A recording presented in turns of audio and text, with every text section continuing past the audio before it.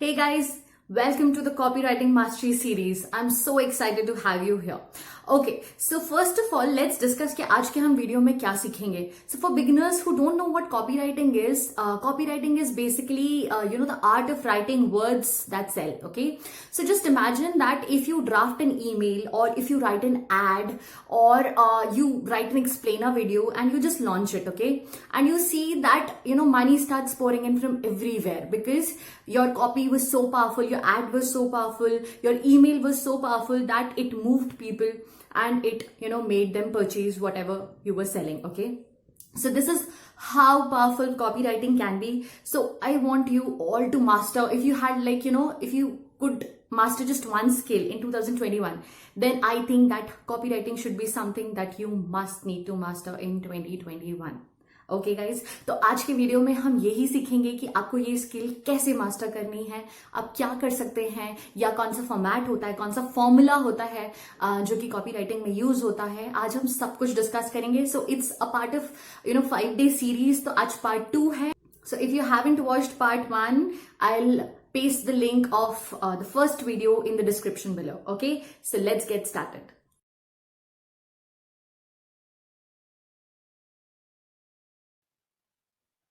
Okay guys, तो आज मैं आपके साथ शेयर करने जा रही हूँ एक बहुत ही इम्पोर्टेंट कॉपी फॉर्मूला जिसको हम कहते हैं AIDA. Okay, so it's called AIDA, AIDA. Okay, इसमें जो सबसे पहला लेटर होता है A, it stands for basically attention.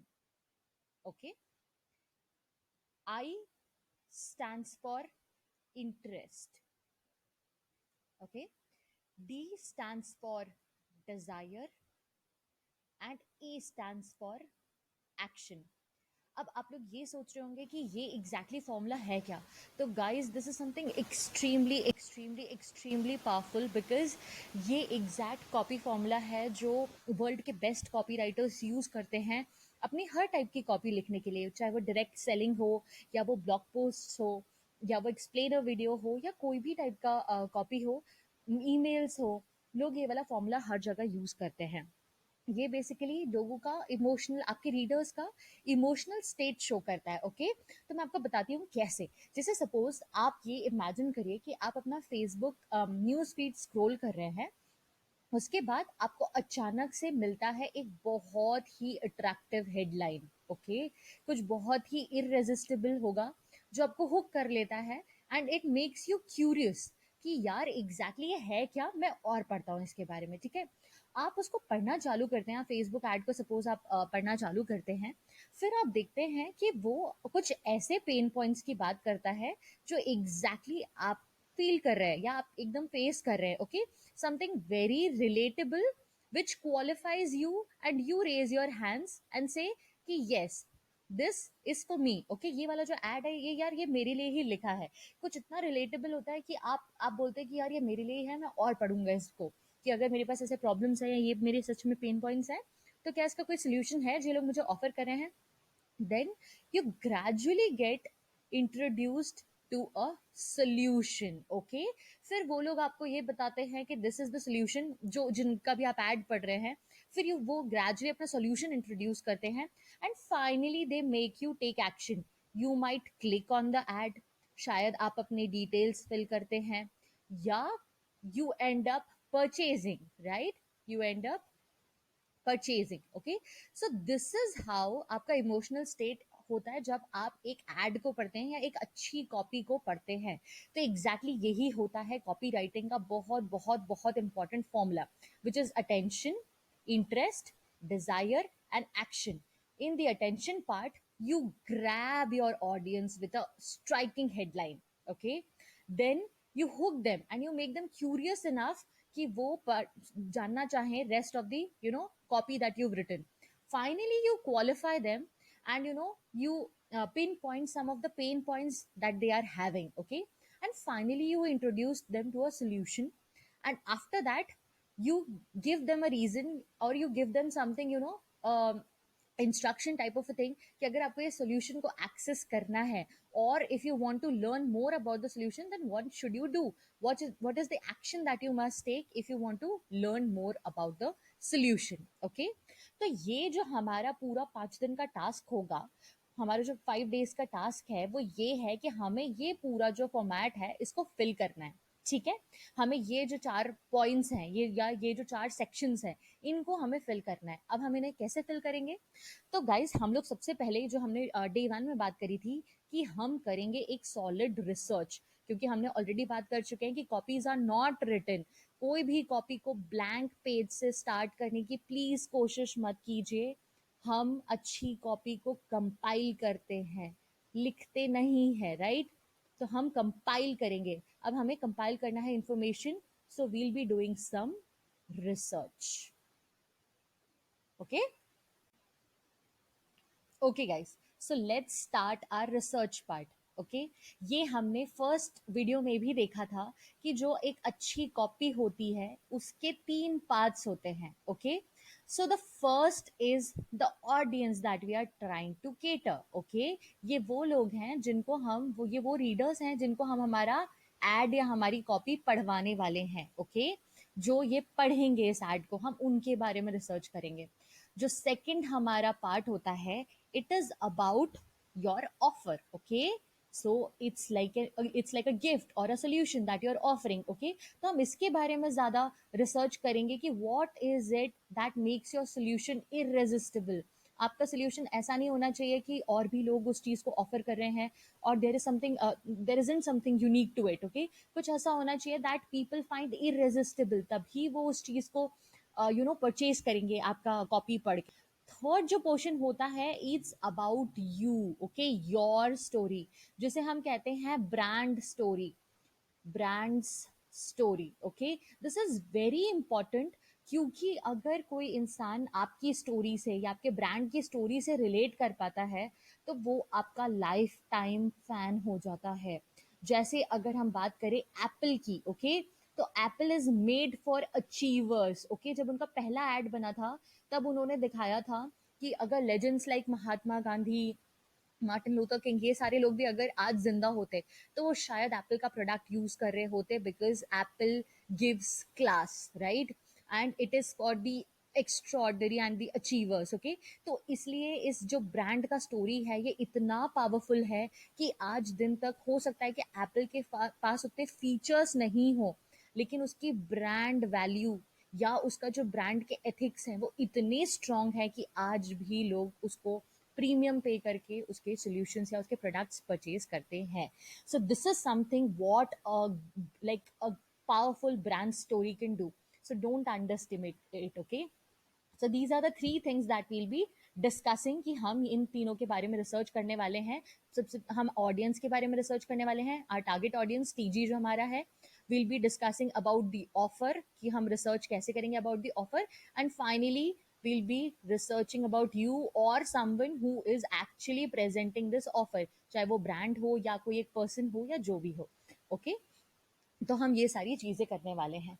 तो आज का जो हमारा फर्स्ट जो स्टेप रहेगा, that would be about researching about the offer. जैसे कि हमने बोला था कि जनरली सब लोग टारगेट से स्टार्ट करते हैं, but I don't want you to start with the target, I want to start with the offer. Because कई बार ऐसा होता है कि हमें सिर्फ देखने में ऊपर ऊपर से लगता है कि हमारा ऑफर बहुत अच्छा है, बट जब हम उसे ड्रिल डाउन करते हैं तो हमें एग्जैक्टली समझ नहीं आता कि हाँ ऐसा क्या है हमारे ऑफर के बारे में जो इतना स्पेशल है। ठीक है, तो I want you to ask few questions, और to be precise 7 questions when you are actually researching more about your offer. ठीक है, तो जो सबसे पहला क्वेश्चन होगा वो ये होगा कि what is the biggest benefit of your solution या ऑफ योर ऑफर।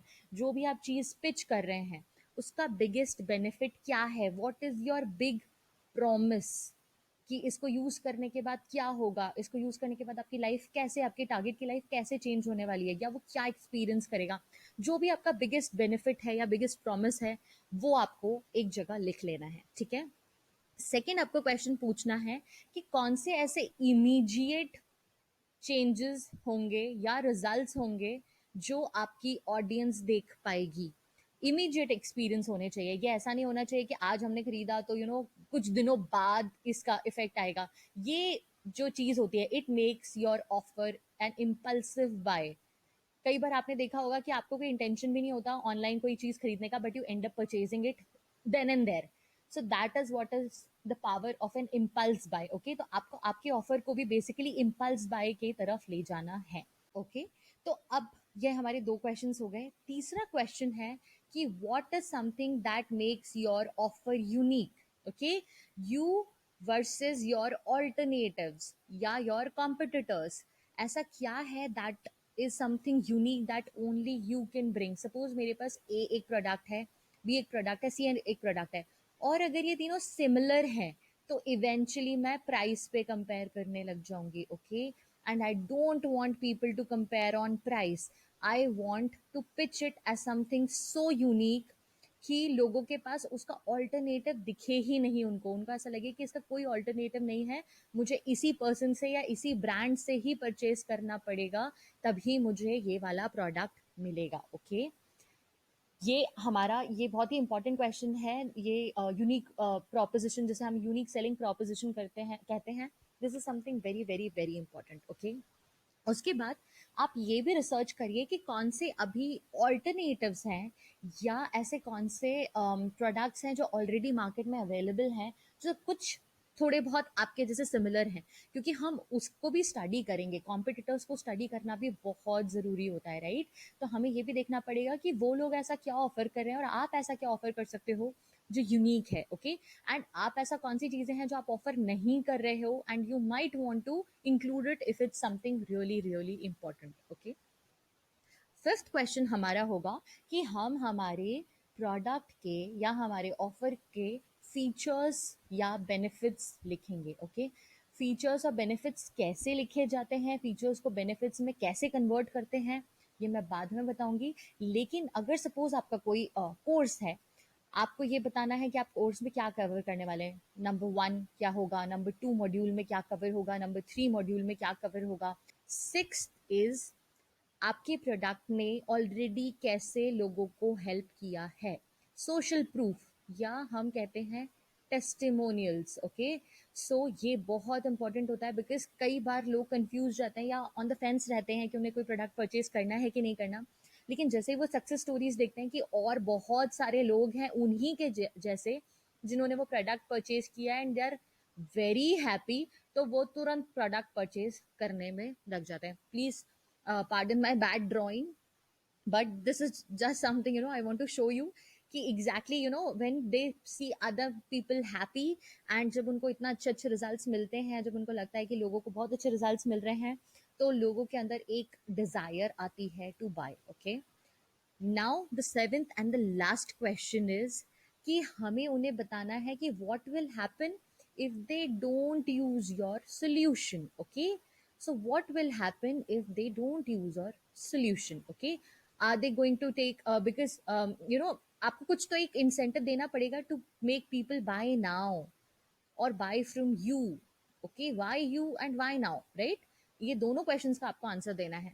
तो बेसिकली ये जो सारे 7 क्वेश्चंस हैं, ये हमें बहुत अच्छे से अपने ऑफर के बारे में लिख लेना है अगर आप चाहते हैं एक इररेजिस्टिबल ऑफर क्रिएट करना. एंड ये हमारे रिसर्च का पहला पार्ट है. इसमें हम हमारे ऑफर के बारे में ज़्यादा रिसर्च कर रहे हैं and it is very very very important guys. And I don't want all of you to just sit and consume this content. तो मैं आज आपको एक होमवर्क देने वाली हूँ कि आपको कोई एक प्रोडक्ट पिक करना है आपके लिए एंड आपको उसके लिए ये जो भी मैं सिखा रही हूँ, जो भी मैं स्टेप सिखा रही हूँ, आपको उस प्रोडक्ट के लिए इम्प्लीमेंट करना है. ओके, तो मैं चाहती हूँ कि आज मैंने जो भी ये सिखाया है, आप भी एक कोई ऑफर पिक करें, या हाइपोथेटिकल भी हो सकता है वो ऑफर. आप फ्यूचर में कोई कोर्स बनाने वाले हैं, फ्यूचर में कोई प्रोडक्ट बनाने वाले हैं, तो उसको चूज करिए एंड उसके ऊपर ये सारे क्वेश्चंस अप्लाई करके देखिए. और फिर मुझे बताइएगा कि कहाँ पे आपको डाउट आ रहा है, कहाँ पे आपको डाउट नहीं आ रहा है. ठीक है, अब जो नेक्स्ट फेज है रिसर्च का, वो हम कल स्टार्ट करेंगे. That would be about you. Okay, so I will see you tomorrow.